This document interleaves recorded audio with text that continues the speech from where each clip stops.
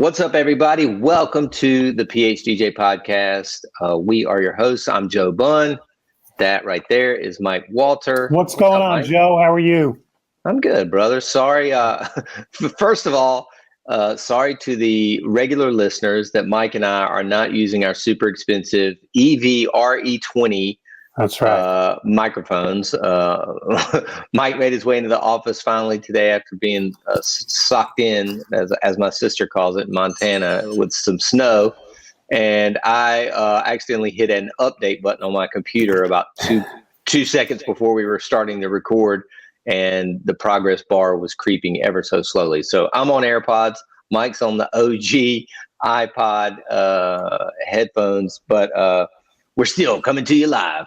Anyway, That's right. Good morning, my man, and good morning to everybody watching live. We've got a good topic today that I just kind of pulled out of the air that I've been talking about, Mike, lately with a bunch of DJs back and forth, and especially, during times like these. And so today we want to touch on the topic of pricing. And I feel like Mike will agree with me on this, but I cannot stress this enough, hopefully to all the mobile DJs listening. One, if you've made it this far, I feel like you're going to make it to the end of this pandemic. But two, please, please, please hold the line on your pricing. Do not start bottoming out your pricing in order to get jobs, because I think it's going to be so hard for you to come back to the point you were. Mike, would you agree with that subject? I would agree with that. I also think not only will it be hard for you to come back to where you were, but you're going to regret it once you have to do that job. And Right. You're also going to regret it if you start turning down work on a day where you discounted. And listen, I get the urgency because we live on deposit money. And, when you've got a client now in front of you who wants to give you, let's just say a number, $500 for a deposit, and you could really use that number. You could really use that $500. So you discount the price. But then the problem is now you're locked in on a date a year from now or maybe more. And then you get 4 more phone calls for that date and you could have booked full price. So that is the problem with jumping and trying to be desperate for deposit money, because sometimes you make a bad long-term decision. Couldn't agree more, Mike. And I was supposed to start the show a different way. If you recall, I put that on my notes that I will. You remember how I was supposed to start? It's all good. That's all good. We'll talk about that at the end of the I show. wasn't going to redirect. I was going to let your show. I know. I did. I just moved it to the end of the show on my notes. Good. Well, okay, Mike. Well, let me ask you this then. So we're not going to lower our prices now. Would you possibly consider raising them? Listen, I haven't and I wouldn't, but that's my own personal business model. I mean, right. I put up a post yesterday on Facebook. Yeah. And it was true. It was by my numbers. I've only met with 3 people so far this year, face-to-face here in the office, booked all 3. Now that's a small sample size. Sure. My first 24 phone calls, I've booked 14 of them. Now, some of them may still close because they're only 3-4 weeks ago, but obviously my closing rate is higher face-to-face. And I just said I miss old school selling. I saw and that. Somebody commented, in the last 30 years, I'm 100% meeting face-to-face. Now, wow, that's an extraordinary number. If you really have gone back 30 years and you've never not booked, then my recommendation would be raise your price a little bit, because you probably sound like you're leaving a little meat on the bone. I think if that's your scenario and you put your price up 30% and you were still booking 90% of those meetings, you'd probably be making more money. So it's just a perfect example of how everybody's decision-making has to be individual, and it's based on a million different factors. I couldn't agree more, Mike. I mean, it is, it's just so, pricing is touchy, you know what I mean? And I remember when we were in that sub $1,000 category, again, just for the 4-hour basic wedding, I think, we were at $995 and we held that mark for many years. This was a decade ago. And there wasn't a call or a meeting that we took we didn't book.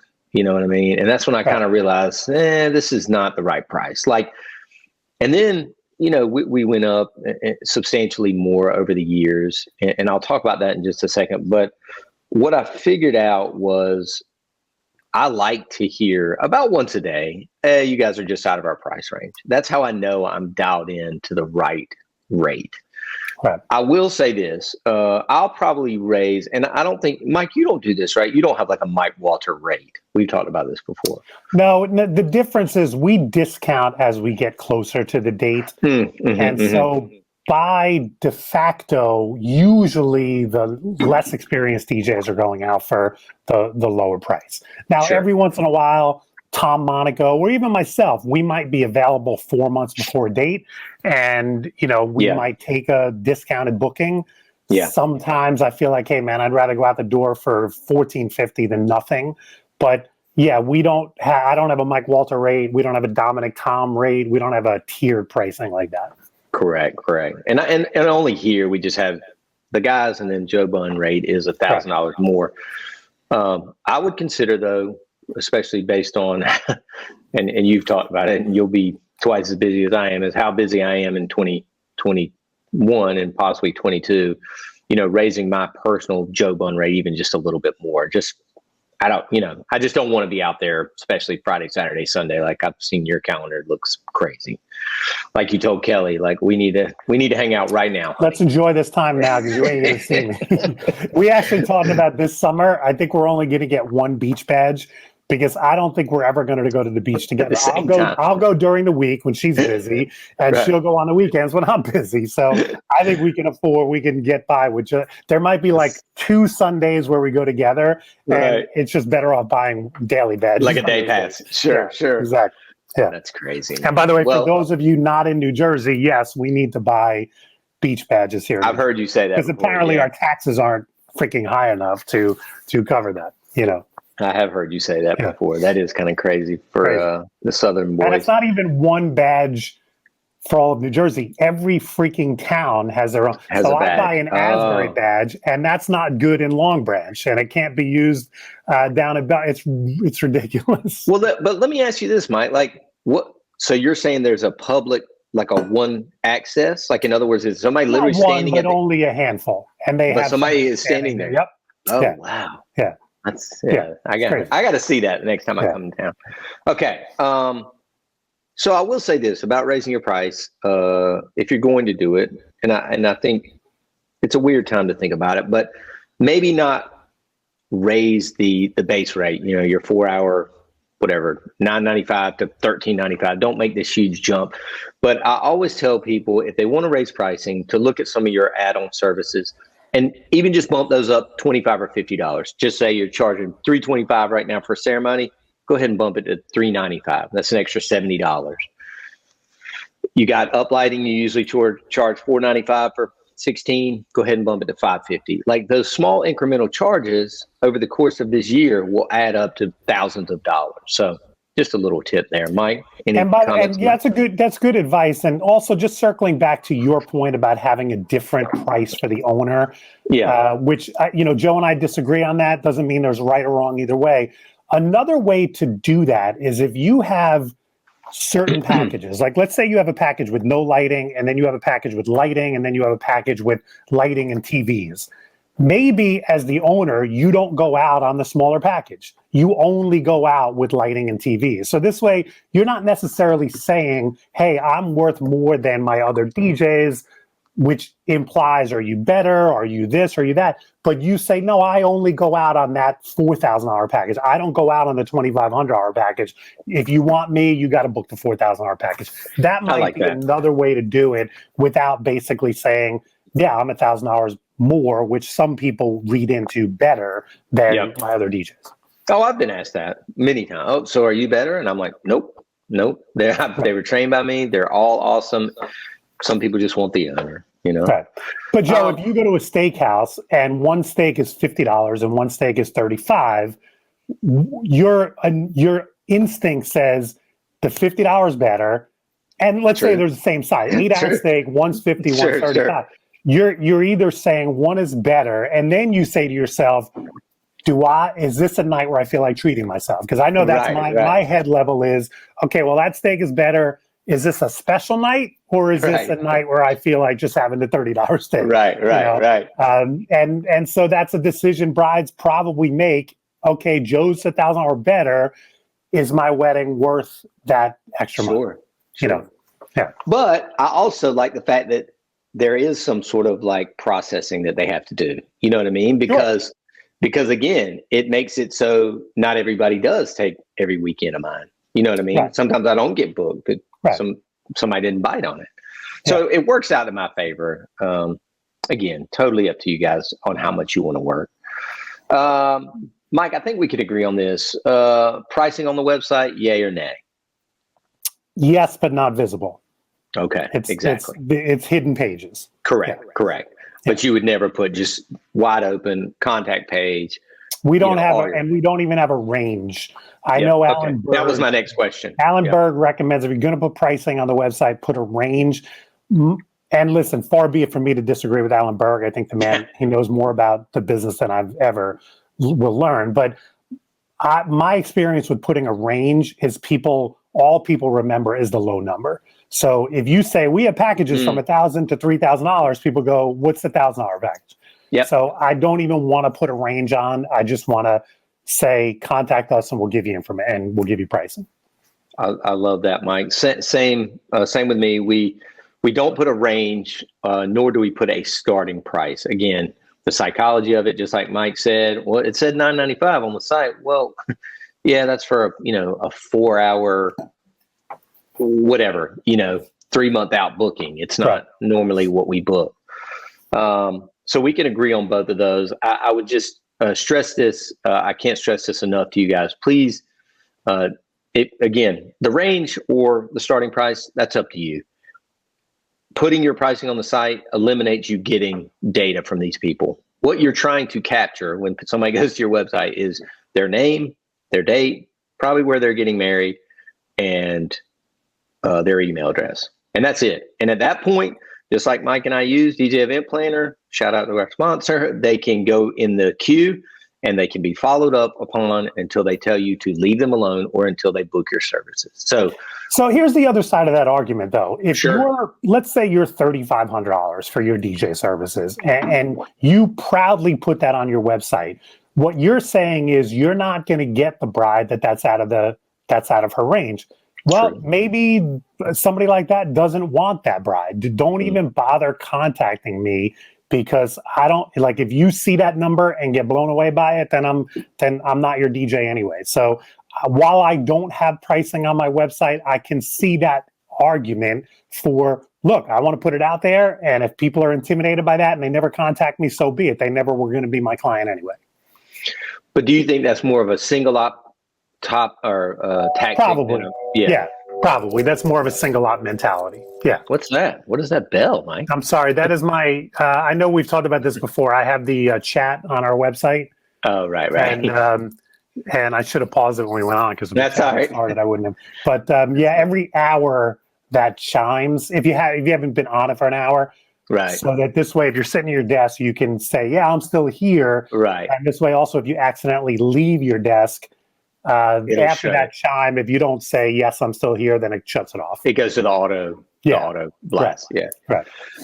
Yeah, that's always been my fear of those. But it sounds which shows you I got into the office an hour ago because I turned that on as soon as I got in. Yeah, Mike Walter, digging out of your stove. I haven't been here since the weekend, so exactly. I got up and out early. Okay. Okay. Last question then. Let's talk real quick, Mike. And again, I talk a lot to DJs like you do, where we do, consulting for different people, and we try and figure out what I call the disconnect. A lead comes in and then they ghost.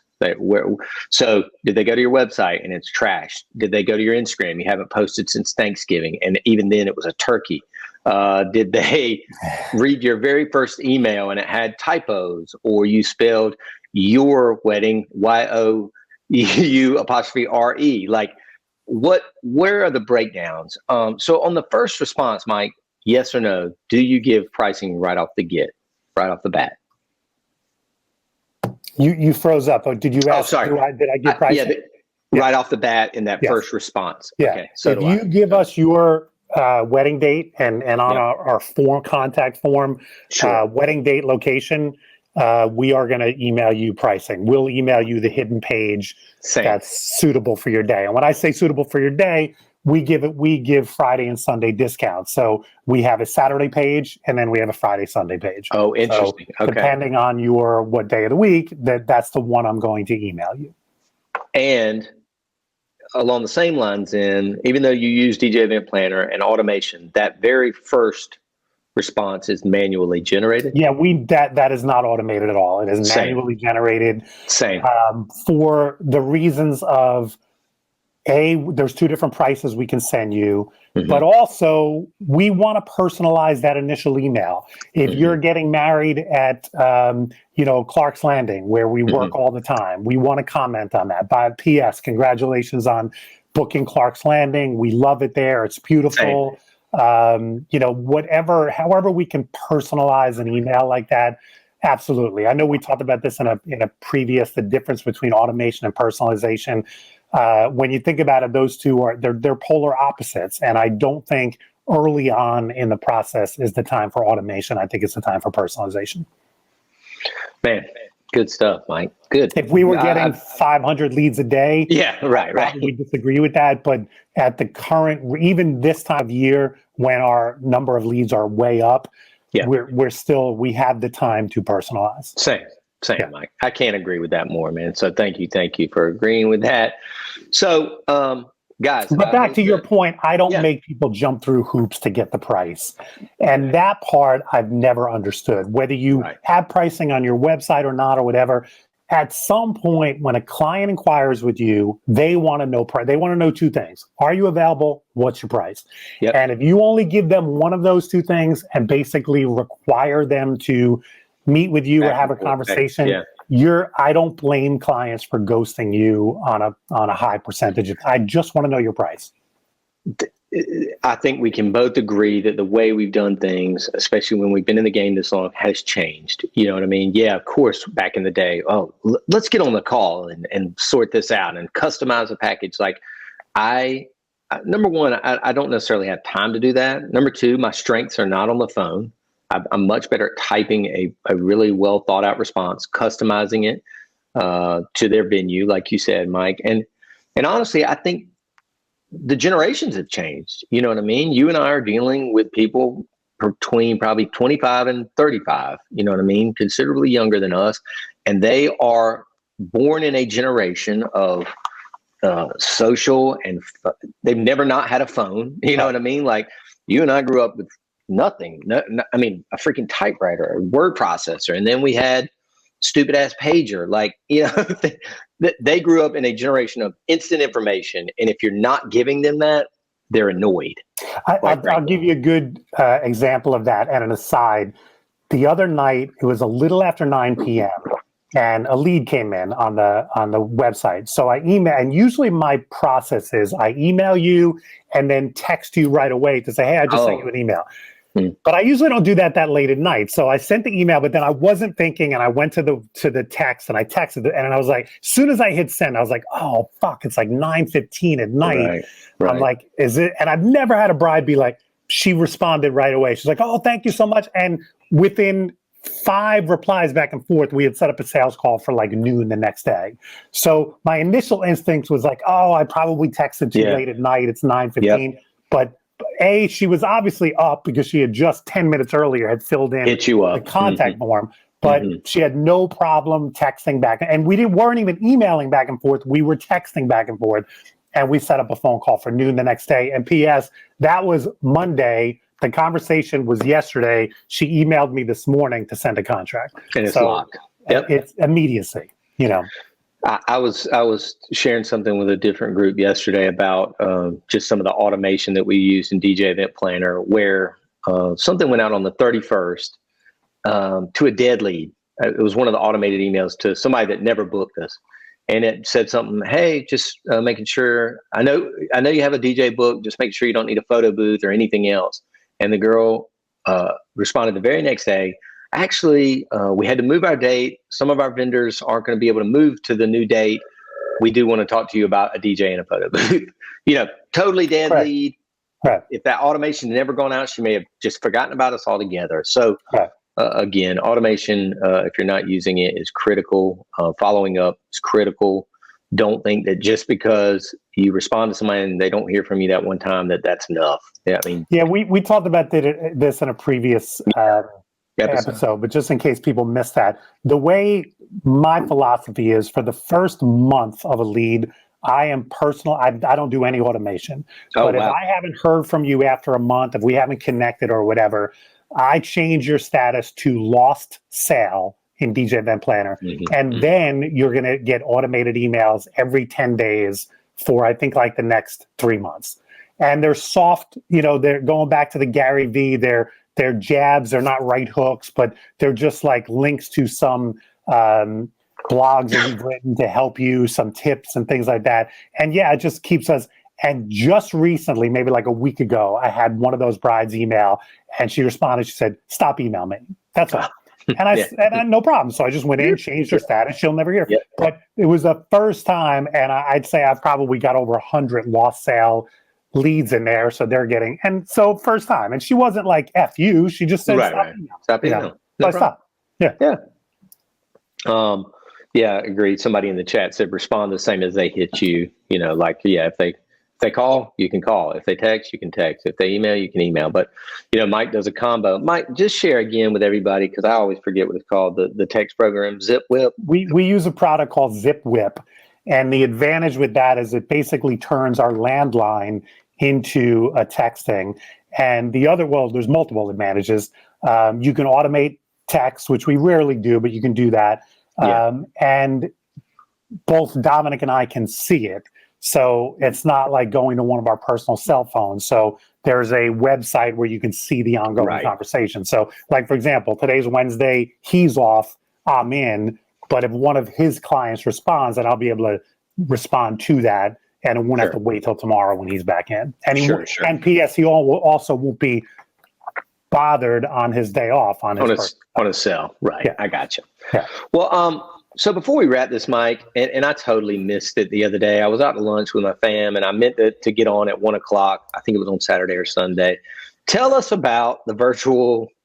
Virtual showcase. Super psyched about it. We had. I can't tell how many people were online. Right. You did it on YouTube Live. We did it on YouTube Live. Lynn said it looked like around 40 most of the day.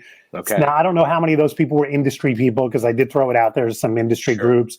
Sure. But we've booked 4 events since then. So it's not like our private shows. When we do our in-house private shows, our bookings are usually in the teens. But 4 events already, and it was only 4 days ago. And one of them was our top package, $4,500, basically including everything. So it was pre-taped, Mike? I did a combination of, we pre-taped the number of segments, especially with our other DJs. We had DJs come in. That's what I was sharing on social media earlier in the month. Yeah, so Phil came in and pre-taped the segment. Dan Fabosa came in and pre-taped the segment. But then we were here live in the office. So we was a combination of live segments, and then we would go to pre-taped segments. I went back and I've looked at the whole thing. I was really happy with it. Our biggest challenge was the difference in volume coming from the pre-tape to the live. Sometimes we had to adjust on the fly. Lynn was basically handling the technical end, so she was trying to monitor the volumes. I think that was our biggest technical challenge, but knock wood, the internet behaved perfectly. That was the main thing I was worried about. Yeah, we had a good time with it. We were kind of joking around, and I think we were all comfortable going back and forth from the live to everything else. And like I said, I was really happy with the comments from clients and the results afterwards. So we'll definitely be doing it again. Yeah. So little marketing tip for you guys that have multiple DJs. If you can pull this off, and I'm sure if you DM Mike, he'll give you some pointers as to what they use tech wise. And of course he has a great, media team that was able to pull off the pre-recorded stuff. But man, I got to go back and watch the tape, but I was so mad. I was like, well, the thing is, it's down now. YouTube took it down because of copyright. Music. Because of some of the music. So that's what I was going to say. Like, at 2, I go, oh, damn, I finally got out of the restaurant and I get on. And so I guess it was only what, Mike? Less than an hour? We did an hour. We did an hour. Okay. We started at 1, and I think we ended with Q&A. And at one point during the Q&A, I looked at my phone. And it was like 1:58. Okay. So we were like just an hour. Yeah. Yep. The broadcast was actually a little over. We started the broadcast at 10 of, and I had made some like wedding trivia screens and things like that. So for the first 10 minutes, they were just like, sure, welcome to the show. We're about to start, that kind of stuff. Right. But once we went live at 1 o'clock, I think it was just exactly an hour. And it was straight to YouTube, right? Straight to YouTube live. And there was no muting or pulling it during, right? There was no issues there. Nothing during. Not good, right? It was after. And then how long do you think it? I got an email basically the next morning, Sunday morning, saying we've taken your stuff down. Yeah. So it probably lasted. And it's funny because I didn't know whether I wanted to keep it up there anyway, because if we're going to do this again next month, why have an old show on our YouTube channel? Because what's the urgency for a bride to look at it? So I probably was going to make it private and then share it with, like, if you wanted to see it. But once YouTube took it down, I was like, well, you've made my decision for me. Yeah, exactly. Yeah. Oh, man. Anything else before we sign off, I want to ask you a question. Okay. I think it was about 10 years ago when Prince, and I'm in my office, so you can see my Prince shine behind me, played at the Super Bowl, and I was psyched out of my mind. And I'm not saying that The Weeknd is your Prince, but I know you're a big fan. So are you super, super excited? I mean, this is the weekend, for those of you listening far into the future, this is the weekend before the Super Bowl. We don't really talk sports on this show. Joe's not a big sports guy, so I'm not asking you for a prediction of the game, but give me a prediction of the halftime show. What are you expecting as a big fan?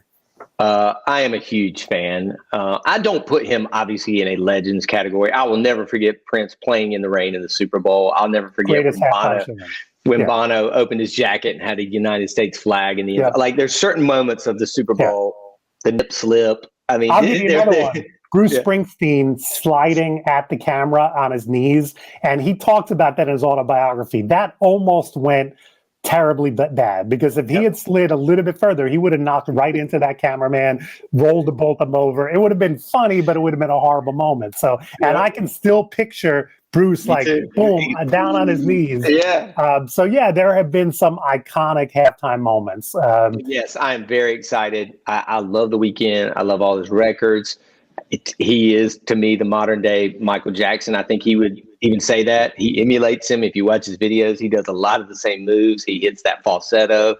He's got tons of what I would consider radio records. I don't play a ton of his stuff, but he's just so big and so hot right now. I'm sure there's going to be a couple of special guests with him. Well, that's what I was going to ask you. I haven't read any or heard any rumors. Are there? But I'm also thinking maybe because of COVID, there won't be. Maybe they're going to act. I mean, old school was they gave an artist the full 12 minutes. It's only the last couple of years where it's like, no, Coldplay, you need Bruno Mars for that. I know. I don't like that, man. I mean, you would think 12 minutes. If you're good enough to be asked to play the halftime show, you should be able to fill 12 minutes. Even with a medley of your hits, that's still, you're not talking about a lot of music. So it's just that stupid demographic guy, you know what I mean, that either works for NFL or Pepsi or whatever he's going, well, The Weeknd's got the 25 to 36-year-old males and females, but what about the 55-year-old, like, why can't we put McCartney at the end? Like what? So do you expect to see some guests? And if so, give us a bold prediction. These are going to be too random. I did hear maybe Ariana Grande, which doesn't really match what I just said, because she would still target that same demographic that he does, that pop. But man, I think it's well, listen, J-Lo and Shakira last year were pretty much identical. It's not like you're right. You're right. From different demographics. No, you're right. It's going to be another. I don't know his. He's done songs. Has he done any? He's done. Here's my complete could be happening. So he's done stuff with like Future, the rapper. He's done stuff with some female artists. It could be Kenny G.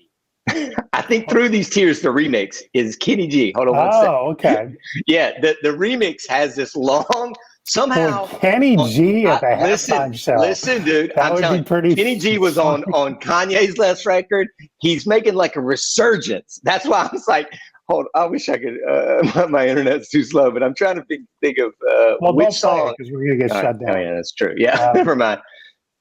That could be my surprise. Right. Kenny G comes out with the alto sax and rips a solo. Well, that is definitely two different groups, two different genres. And like my dad would be like, "Oh shit, Kenny G!" Is that Kenny G?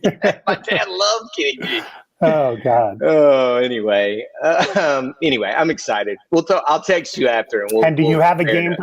Let's put it this way. I'm not. No, we'll save it for the end. Oh, absolutely. Come on, man. It's the Buccaneers and the Chiefs. Chiefs are going to come out hot, and then Brady just comes out and just starts the Brady movement, the grind, and the Buccaneers win. Yeah, wow, bold prediction. I would love to see it, especially as an old dude. It's the story, right? Brady, right? But I think the Chiefs have too much firepower. I think, right. Yeah, you might be right. Yeah. My head says Chiefs, my heart says Bucks. There you go. We'll see what happens. It's gonna be fun. Yeah. I'm already like doing my wing research today and trying to figure out how I'm cooking. I got an air fryer. I'm super stoked. Nice. All right, everybody. This was good, Mike. Thank you so much. Always a pleasure. Thanks everybody for hang on. I want to tease next week's show. We have a special guest. I did my homework. I'm prepared. Mike Alivris, who many of you know. He's been the co-MC with Jake of the DJ of the Year competition. Very prominent name and face and personality at the Atlantic City DJ Expo show. Mike is going to be on next week talking about how he's gotten through the pandemic and how he's survived the pandemic. And then also we're going to be talking about the DJ Expo and what we're looking at come August. So tune in next week for a special guest. I like Mike a lot. He's a good guy. There it is, guys. If you're watching live, the In Your Eyes remix featuring Kenny G. I'm going to have to check it out. Pull that up. All right. Cool. Guys, thanks so much. And thanks, everybody, for watching live. Have a good one. See y'all next week.